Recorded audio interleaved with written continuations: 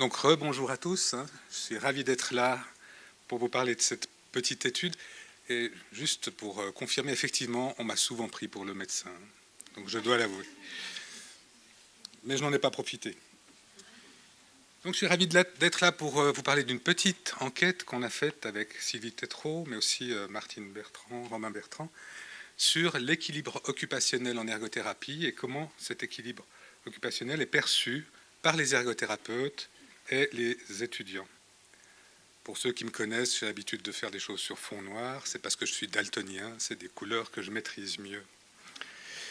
Le plan de ma présentation est tout à fait traditionnel. Il y aura une introduction, but de l'enquête, méthode, résultat et conclusion.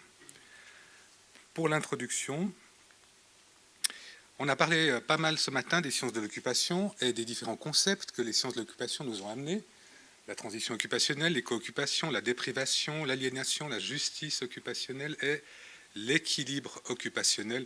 Et tout le temps que Rachel parlait, évidemment, moi j'avais que équilibre occupationnel qui me venait à l'esprit. L'équilibre occupationnel est un concept un peu différent des autres parce que tous ces autres concepts sont des concepts relativement abstraits.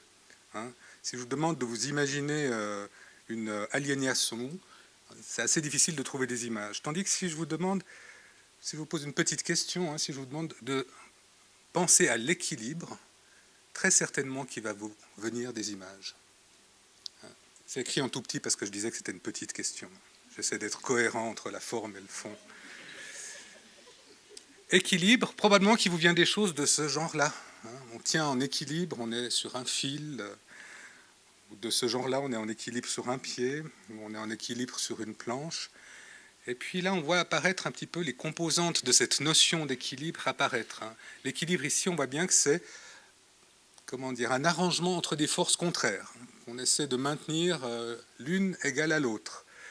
On en voit une autre ici, une espèce d'élément central qui sert d'organisateur de cet arrangement entre ces forces contraires. Cet élément central, on le retrouve évidemment dans la balance qui sert à mesurer des poids, à équilibrer des poids, sous sa forme plus traditionnelle ici, avec un fléau et deux côtés de la balance. Mais la balance, l'équilibre, qui a donc une réalité matérielle, vient aussi avec toute une série d'images qui peuvent être perturbantes ou enrichissantes pour nous, notamment l'image du poids, la masse. Une balance, ça sert à mesurer des masses. Et évidemment que derrière l'équilibre, il y a des notions de pesanteur, il y a des poids à équilibrer. Il y a aussi cette notion que j'évoquais de point d'équilibre, un point central autour duquel des choses s'organisent. Là, on pourrait se demander d'ailleurs, en termes d'équilibre occupationnel, ce serait quoi le point central autour duquel différentes choses s'organiseraient.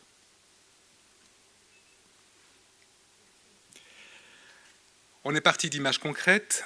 Évidemment qu'il y a des images abstraites de l'équilibre, il n'y a pas besoin d'aller loin. Si on reprend cette simple balance ici, on peut équilibrer le cœur et la raison, le cerveau et le cœur, les émotions et la rationalité. Là, on a quitté un peu le monde de l'équilibre matériel pour aller vers des choses plus abstraites. Et si on parle de charge, fréquemment on me demande comment ça se passe sur le plan du travail, t'as pas trop de travail. Alors il me vient effectivement des idées en relation avec l'équilibre. C'est pas la balance dans mon cas, c'est plutôt quelque chose de cet ordre-là. Quand on parle d'équilibre au travail, moi j'ai plutôt l'impression d'essayer de faire tourner les différents projets dans lesquels je suis pris, de telle manière qu'il n'y en ait pas un qui se casse la figure. Ça arrive de temps en temps, mais je m'en remets. Donc l'équilibre, c'est une image qui traverse nos vies en quelque sorte. C'est une notion concrète qui n'est pas neutre, au contraire de certaines autres notions. Celle-là n'est pas neutre. Pour ceux qui ont lu un peu d'épistémologie, évidemment, on pense à Bachelard. Si on pense à l'équilibre plus personnel, on pense d'abord aussi à l'équilibre du corps, qui peut avoir différentes formes. Et si vous cherchez équilibre sur Internet, vous allez avoir des images de différents types qui vont arriver. D'abord des images de ce genre-là, puis des images qui s'éloignent un petit peu de la seule notion d'équilibre physique. Derrière cette image-là, il y a une image sous-jacente ou un message sous-jacent qui va au-delà du simple équilibre, qui est encore plus manifeste ici. L'équilibre, ce n'est pas seulement un équilibre physique, c'est aussi une forme d'équilibre intérieur, une forme d'harmonie, qu'on retrouve même dans le monde minéral. On empile des cailloux qui sont non seulement un symbole d'équilibre, mais aussi un symbole d'harmonie. Parfois, on réunit le minéral et l'animal. en mettant en équilibre les uns et les autres. L'équilibre, c'est quelque chose qu'on construit, c'est quelque chose qui n'est pas donné. En tout cas, c'est comme ça qu'on le voit dans nos vies. C'est donc une notion abstraite qui n'est pas neutre. Donc pas seulement concrète et pas neutre, mais abstraite et pas neutre. Si on regarde sur Internet comment nos collègues utilisent la notion d'équilibre occupationnel dans une perspective de marketing pour vendre leurs services en ergothérapie, là aussi on voit 2-3 choses qui sont mises en avant. D'abord, très souvent la gestion du temps. Ils renvoient la notion d'équilibre occupationnel à la gestion du temps et à la structuration du temps. Ils se proposent d'aider leurs clients à améliorer la structure de leur temps, à améliorer leur gestion du temps. Et ils mettent en opposition, en général, toujours 2 éléments qui sont antinomiques l'un de l'autre dans cette perspective. Par exemple, travail et famille, soi et les autres, travail et loisirs, activité et repos.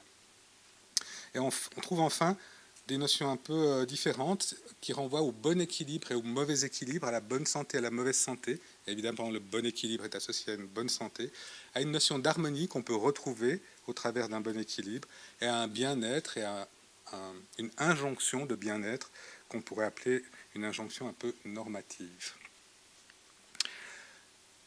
Le concept nous vient de l'anglais, d'occupational balance. Il faut qu'on s'assure que ce n'est pas un faux ami, on en a eu d'autres, des faux amis avec l'anglais.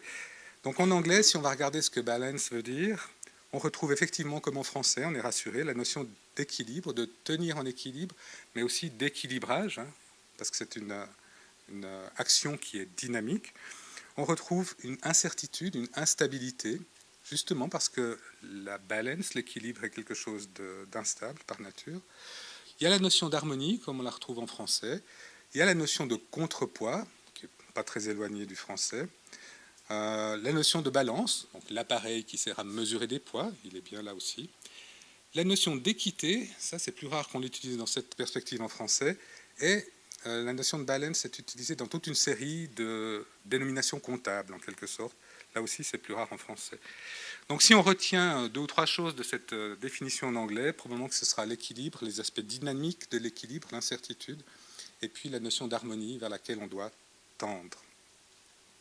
Quand les ergothérapeutes sont face à un nouveau développement, ils se retournent toujours vers leur maître et ils se demandent que disait Meyer. Alors je vous garantis qu'effectivement à l'école, c'est ce qu'on fait toujours. Mais évidemment qu'il ne s'agit pas de Cécilie Meyer, qu'on a eu le plaisir d'entendre. D'ailleurs, petite parenthèse, toujours beaucoup de plaisir à l'écouter. Il s'agit de l'autre Meyer, Adolphe Meyer, notre grand-père à tous, ou arrière-grand-père maintenant, qui était bien suisse aussi, qui était psychiatre et qui est un des fondateurs, un des pères spirituels du développement de l'ergothérapie. Et Meyer parlait déjà d'équilibre.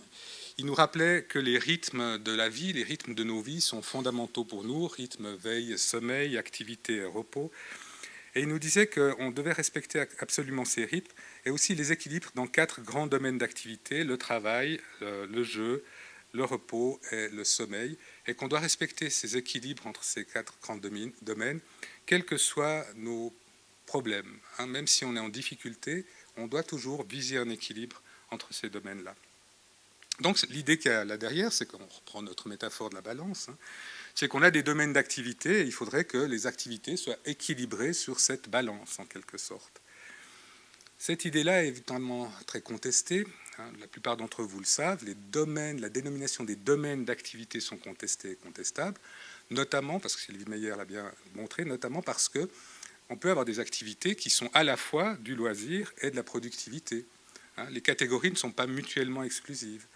Par ailleurs, elles sont culturellement déterminées. On peut imaginer d'autres cultures qui définissent différemment les domaines d'activité. Ce qui explique que certains se sont dit finalement, ce n'est pas les domaines d'activité entre eux qui doivent être équilibrés, c'est plutôt les composantes de ces activités. Il faut équilibrer les composantes physiques et mentales d'une activité, les composantes sociales et émotionnelles. Il faut qu'il y ait un peu de tout dans les activités. Et on est allé un peu plus loin dans cette direction-là, mais ça devient vite un peu compliqué parce qu'on voit arriver de plus en plus de caractéristiques. Il faudrait qu'il y ait un équilibre entre repos et activité, entre potentiel et réalisé, parce que bien entendu, on a des ambitions, des projets, et puis on a des choses qu'on a faites. Et il faut que les deux s'équilibrent aussi. On ne peut pas vivre seulement de réalisation. Il faut qu'il y ait un équilibre entre les activités qu'on a choisies, celles qui sont imposées, entre celles qui sont exigeantes et celles qui sont simples, entre celles qu'on fait pour soi, celles qu'on fait pour les autres, celles qu'on fait pour se relaxer, celles qui sont exténuantes, celles qui sont gratifiantes et celles qui sont non gratifiantes. Je me suis arrêté là, hein, mais pensez bien que pendant une demi-heure, j'aurais pu énumérer des caractéristiques. Ce qui compte finalement, c'est que l'individu va porter un jugement subjectif sur des caractéristiques de l'activité, c'est lui qui les choisit, des caractéristiques de l'activité, qui lui semble-t-il sont en tension ou sont à mettre en équilibre. Et ce jugement, il est bien entendu ancré dans les valeurs et dans la signification que la personne accorde à ses activités. Une chose qui est intéressante, c'est que ce jugement subjectif semble corrélé au jugement qu'il porte par ailleurs sur son état de santé. Alors que c'est un tout petit peu plus compliqué, mais c'est quand même bien l'idée générale. Hans Johnson, qui est un collègue suédois, qui a suivi certains d'entre nous en master, au master européen, propose, lui, une autre manière de considérer l'équilibre en regroupant toute une série d'activités par le fait qu'elles permettent un contrôle ou le vécu du flow, une certaine satisfaction dans le déroulement de l'activité. D'autres activités qui sont plutôt des activités anxiogènes ou qui nécessitent une certaine excitation. Et troisièmement, des activités qui seraient caractérisées par leurs aspects relaxants, par le fait qu'elles soient plutôt passives. Et pour Johnson, c'est l'équilibre entre ces trois domaines-là, des activités excitantes, des activités calmantes et des activités qui permettent un certain flow. C'est ça qui caractériserait un bon équilibre. Donc on voit qu'on n'est pas au bout des conceptualisations qu'il y a autour de l'équilibre occupationnel. Par ailleurs, l'équilibre occupationnel, c'est des rythmes, c'est ce que nous disait Adolphe Meyer, et ces rythmes, eh bien, ils sont répétitifs en quelque sorte, jamais tout à fait les mêmes, mais quand même, il y a des répétitions. Et certains qui se sont intéressés à l'équilibre occupationnel ont essayé d'avoir une image relativement objective du temps que nous consacrons à chaque moment de la journée à certaines activités, pour essayer finalement de faire une moyenne, puis de pouvoir considérer, ben voilà, ça c'est le profil d'une personne équilibrée, ça c'est le profil d'une personne déséquilibrée, etc. C'est évidemment un peu naïf, mais c'est quand même une manière de définir l'équilibre occupationnel qui est toujours très présente dans la littérature. Donc, on a l'idée qu'il y a un arrangement entre différentes caractéristiques de l'activité et une notion de temps et de rythme. Dur et ses collègues sont allés voir, je sais que c'est tout petit, Dur et ses collègues sont allés voir comment l'équilibre occupationnel est apprécié dans les travaux de recherche. Quels sont les instruments utilisés, quelles sont les composantes de ces instruments. On voit qu'il y a une certaine diversité dans les composantes. On a à droite les composantes et dans la liste... à droite les instruments et à gauche la liste des composantes. On voit que tous les instruments utilisent des composantes différentes. Certaines sont retrouvées de manière plus régulière.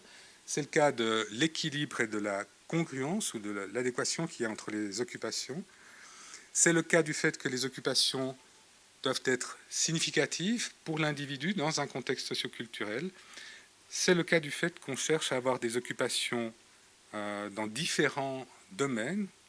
Et puis, c'est le cas du fait qu'on cherche toujours à avoir une idée du temps passé à différentes occupations. Dur relève qu'il manque néanmoins des choses dans ces études-là. Il manque les aspects dynamiques. On part toujours de l'idée qu'on va mesurer un état et non pas comment les gens construisent de manière dynamique dans un processus leur équilibre occupationnel. Et puis les éléments contextuels. Ces éléments contextuels, ils sont évidemment importants. On est tous convaincus, l'occupation a toujours lieu dans un contexte spatial, social, culturel, etc. On ne l'a pas toujours considéré dans le cadre de l'équilibre occupationnel parce qu'on s'est beaucoup centré sur l'individu et sa manière de gérer son équilibre occupationnel. Mais la question est importante, de savoir qui contrôle vraiment notre équilibre occupationnel.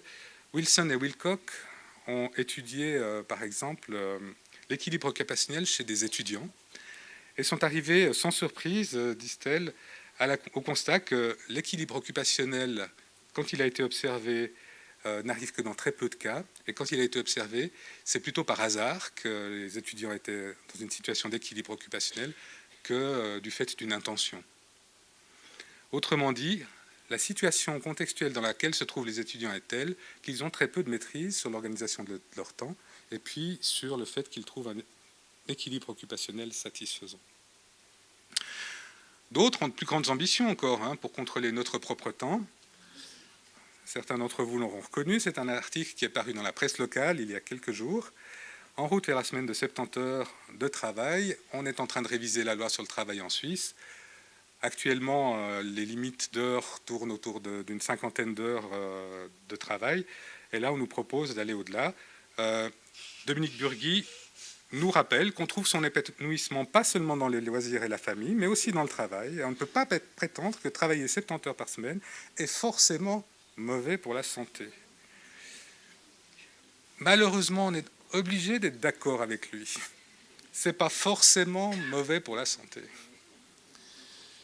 Néanmoins, on s'est intéressé aussi en ergothérapie à ces gens qui sont dépendants au travail, qu'on appelle les workaholics. Donc ça aussi, c'est un sujet légitime pour l'ergothérapie de s'intéresser à des gens qui sont particulièrement dépendants au travail.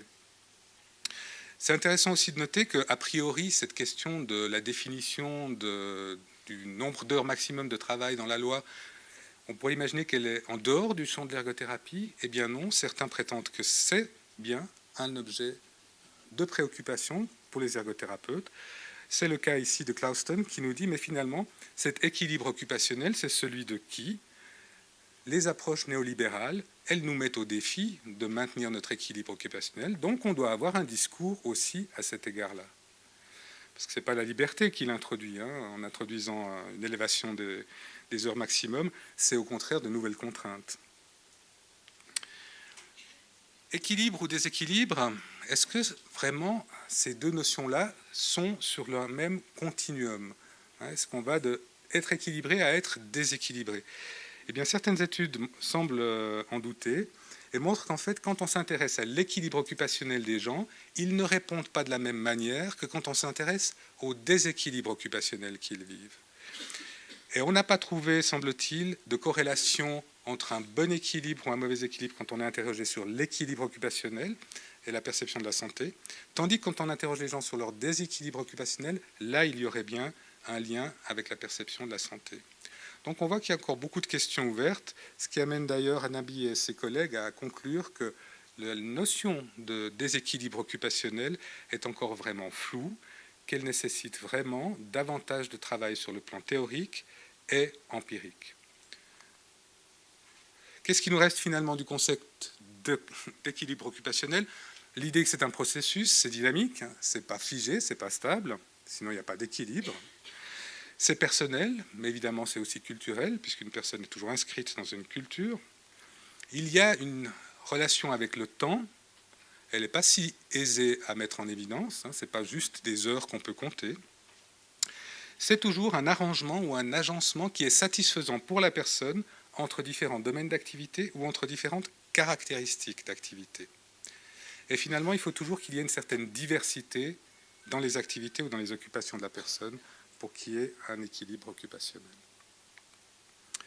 Mais qu'en pensent les ergothérapeutes? C'était la question large dans laquelle s'est insérée notre petite enquête, dont le but était d'explorer la manière dont les ergots considèrent leur propre équilibre occupationnel. Puisque nous sommes des spécialistes de l'équilibre occupationnel de nos usagers, on s'est dit, on va peut-être aller voir ce que les ergothérapeutes pensent et font pour leur propre équilibre occupationnel. On leur a posé deux questions. Quel est le niveau de satisfaction qu'ils ont en ce qui concerne le temps qu'ils attribuent à 9 différents domaines d'activité? Et puis, quelles sont les stratégies qu'ils utilisent pour maintenir un équilibre occupationnel satisfaisant? Vous avez vu qu'il y a une petite question de plus, entre parenthèses, mais je reviendrai dessus par la suite. La méthode, c'est un questionnaire auto-administré, distribué sous format papier pour une partie des participants, qui étaient les gens qui ont fréquenté le congrès Expérience en ergothérapie à Montpellier à l'automne dernier. Et puis un questionnaire sous format électronique qui a été distribué via Ergonet. On n'en a pas entendu parler tout à l'heure, donc c'est la liste de discussions par email des ergots romans. Une petite précaution à prendre, on vient de le voir, le concept est flou. L'échantillon est un échantillon de convenance et par ailleurs, le questionnaire a été fabriqué ad hoc. On ne l'a pas testé auprès d'une population avant de le tester auprès de ces ergothérapeutes. On leur a demandé quel était leur niveau de satisfaction sur le temps consacré à prendre des repas, aux activités sociales, aux activités productives, aux activités ludiques, à se reposer, à prendre soin de soi, aux activités culturelles, aux activités physiques et aux activités de relaxation. Et par ailleurs, on leur a demandé de nommer 3 moyens qu'ils utilisent pour maintenir un équilibre occupationnel satisfaisant. Les données quantitatives ont été analysées avec des statistiques descriptives simples, les données qualitatives avec une analyse thématique. Résultat donc, les participants tout d'abord. On voit ici à gauche les participants d'Ergonet, à droite les participants de Montpellier, donc 158 personnes à Montpellier, 145 pour Ergonet, donc un échantillon de 303 participants. On voit qu'il y a quelques différences entre les deux échantillons. Il y a une surreprésentation des étudiants du côté de Montpellier. Ce n'est pas étonnant, les étudiants sont vivement invités à participer au congrès, donc c'est normal qu'ils soient plus représentés dans cet échantillon-là. De la même manière, il y a un peu plus d'enseignants qu'il n'y en a dans l'échantillon roman. Sur le plan du genre, il y a plus d'hommes que de femmes. Non, pardon, il y a plus de femmes que d'hommes. La taille du symbole est représentative des différences qu'il y a dans l'échantillon. Donc on voit que les hommes représentent une toute petite surface de l'échantillon, contrairement à ce que certains prétendent à mon sujet. Non, je représente une toute petite surface de l'ensemble. En quelque sorte, 1 pour 10, pour dire les choses de manière chiffrée. Les classes d'âge, relativement similaires entre Ergonet et Montpellier. Peu de choses à dire, si ce n'est qu'il y a des représentants des différentes classes d'âge. Ce n'est pas un échantillon spécialement jeune ou spécialement âgé. Donc là, on est plutôt content qu'il soit équilibré. On a interrogé les gens sur leur taux d'activité professionnelle. Est-ce qu'ils travaillaient à taux réduit ou à taux plus important? Et ici, on a les résultats pour cette question-là, uniquement pour les 221 personnes qui n'étaient pas des étudiants, celles qui sont actives professionnellement. Et là, on voit une différence un peu plus importante entre l'échantillon de Montpellier et l'échantillon roman, puisque le nombre de personnes qui travaillent à plus de 75% est beaucoup plus important en Suisse romande qu'à Montpellier. On n'a aucune hypothèse sur les raisons qui expliqueraient ces différences. On se borne à les constater, alors que pour ce qui concerne les gens qui travaillent à moins de 50%, on a des répartitions qui sont plutôt équivalentes. On aborde le cœur du sujet. Est-ce que les gens sont satisfaits par rapport au temps qu'ils accordent à différentes activités? Par exemple, prendre les repas, activités sociales, activités productives. Les 3 sont regroupés ici parce que ce sont les 3 activités pour lesquelles les gens sont le plus satisfaits en quelque sorte. Il n'y a que 7% des collègues interrogés qui ne sont pas satisfaits du temps consacré au repas, 9% aux activités sociales et 9% aux activités productives. On a un groupe du milieu en quelque sorte, où les gens sont un peu plus mesurés. Ici sont les activités ludiques, se reposer, prendre soin de soi, les activités culturelles et les activités physiques, qui oscillent autour d'un taux d'insatisfaction d'à peu près 20-25%. Donc, grosso modo, une personne sur 5, une personne sur 4 n'est pas satisfaite du temps qu'elle a attribué à ces activités-là. Et de l'autre côté, une activité isolée pour laquelle 40% des personnes interrogées se déclarent insatisfaites, ce sont les activités de relaxation. Je nous invite à mettre en relation ce chiffre-là avec la communication qu'on a eue en début de matinée. On voit qu'on a encore du chemin à faire, mais on voit qu'on ne manque pas de pistes pour changer les choses. Ce qui frappe finalement quand on regarde cet ensemble, c'est également de mettre en relation ce 40% d'insatisfaction avec les activités de relaxation, avec le 9% seulement de gens qui sont insatisfaits du temps consacré à leur activité productive. Ce qui m'a frappé personnellement, c'est que c'est complètement contre-intuitif.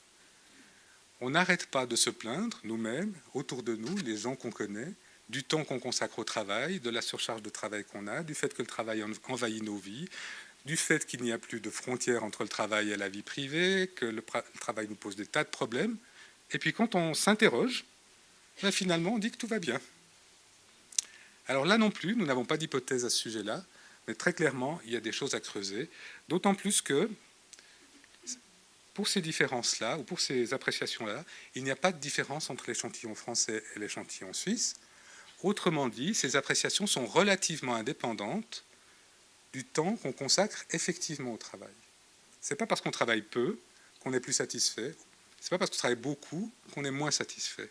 Même chose pour la relaxation. Ce n'est pas parce qu'on a plus de temps à disposition que nécessairement on a plus de temps qu'on met à disposition de la relaxation. Donc c'est un travail actif, Rachel nous le rappelait, qui est nécessaire ici. On a demandé donc à nos collègues de nommer les moyens utilisés pour maintenir un équilibre occupationnel satisfaisant.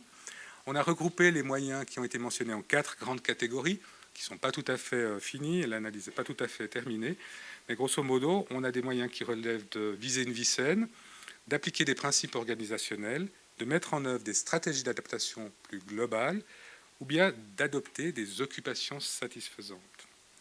Et du côté de la vie saine, on trouve par exemple tout ce qui concerne être à l'écoute de soi, prendre soin de soi, être à l'écoute de son corps, être à l'écoute de ses besoins, s'occuper de ses besoins, prendre du temps pour soi. Une autre sous-catégorie importante renvoie au sommeil.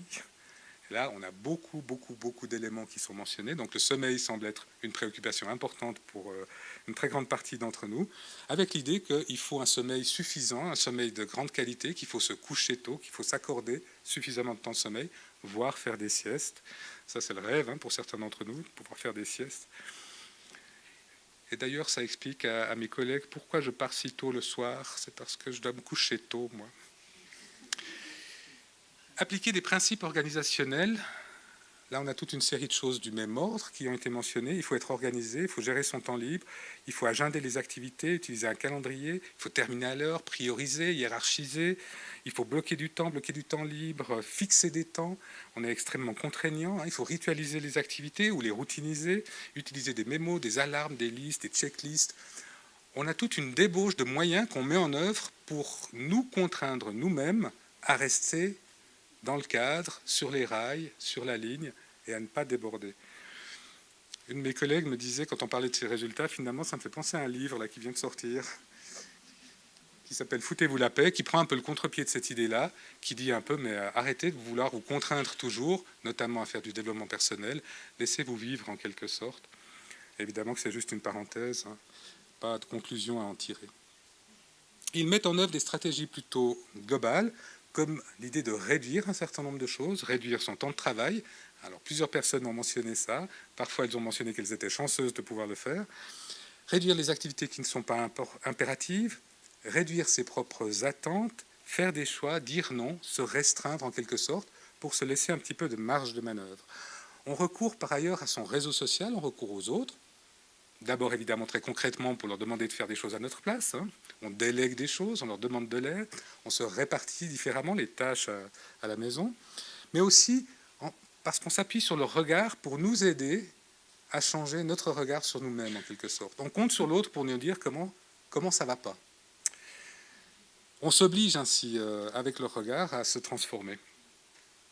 Plusieurs ergots ont répondu qu'ils optimisaient leur temps, ils lisent pendant leur déplacement, ils lient activité physique et activité sociale, tchac, on a recouvert les deux, puis du coup on double le bénéfice en quelque sorte.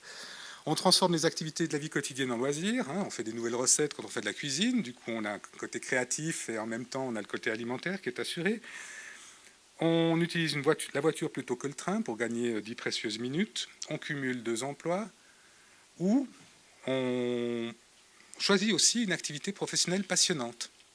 Ça, c'est aussi une manière d'optimiser le temps.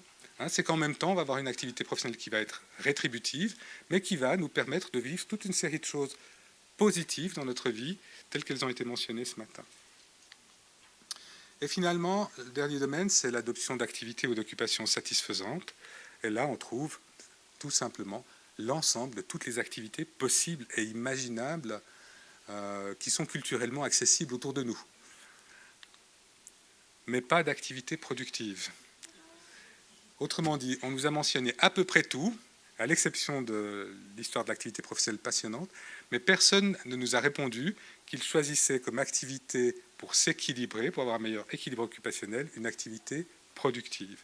Donc ce qu'on trouve, c'est tout ce qu'on peut imaginer, d'aller au cinéma, jouer à des jeux vidéo, aller danser, faire du yoga, promener, marcher, lire, faire la fête, jouer avec les enfants, beaucoup de sport.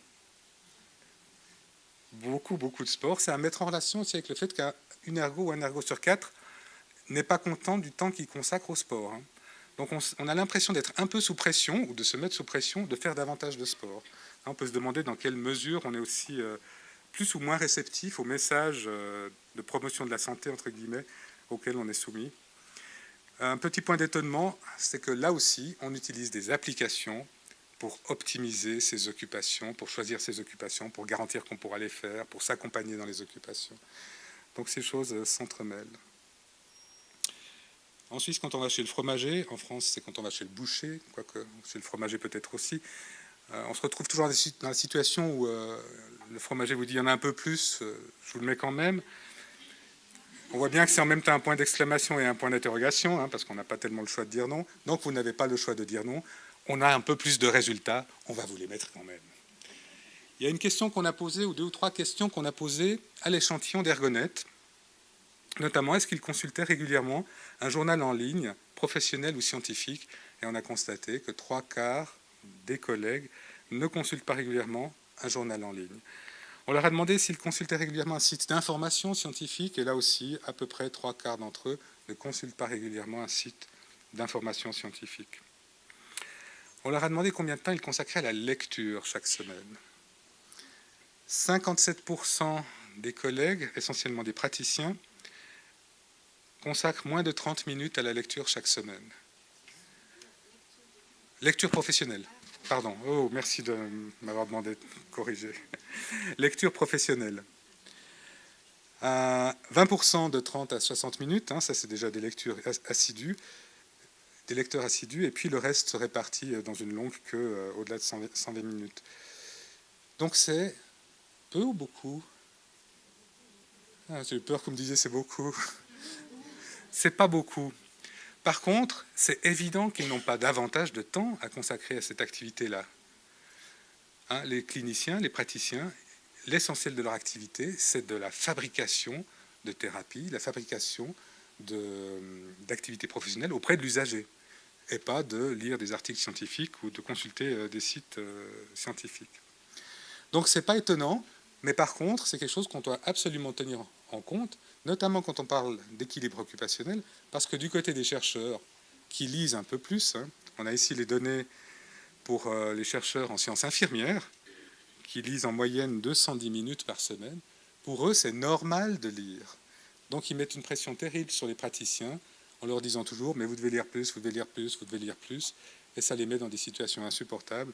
Et quand tout à l'heure on se demandait quels sont les facteurs intrinsèques ou extrinsèques qui contribuent à l'équilibre occupationnel, ici, le fait que les chercheurs demandent aux cliniciens de lire davantage, c'est clairement une charge supplémentaire et pas une aide. Petite parenthèse encore, dans l'enquête qu'on a menée, là, ceux qui lisent plus de 120 minutes par semaine, avec tous mes préjugés, je me disais on va retrouver que les enseignants et les profs là-dedans. Eh bien non, on retrouve à parts égales des enseignants et des profs, des praticiens et des étudiants, bien sûr. Les étudiants lisent beaucoup. En conclusion, on pourrait dire que le concept est encore flou, ça on l'a vu, sous divers angles, sous divers aspects. Le concept est important, ça ne fait aucun doute, il nous parle, il parle à nos clients, il est fondamental dans son lien avec la santé, ça on en est certain. C'est un concept qui peut servir de pont parce qu'il est aisément compréhensible par les usagers. Il s'agit par contre de notre côté qu'on le consolide davantage. Il y a peu de prise en compte du contexte, notamment social et politique, quand on parle d'équilibre occupationnel, notamment en recherche, et que les aspects dynamiques de ce concept sont encore relativement peu étudiés. Du côté de notre échantillon, on voit qu'il y a un équilibre, mais que cet équilibre demande un investissement important, comme si on n'était pas naturellement dans une situation d'équilibre occupationnel, comme s'il fallait y consacrer de l'énergie, comme s'il fallait y consacrer des moyens, des techniques, pour contribuer à maintenir cet équilibre. On peut relever que la productivité n'est pas contributrice à l'équilibre occupationnel comme ressource, ça mériterait d'être investigué davantage, et on remarque une très très grande diversité des occupations qui sont considérées comme bénéfiques, avec un gros plus sur le sport. Je vous remercie de votre attention, et je vous souhaite une bonne suite de journée.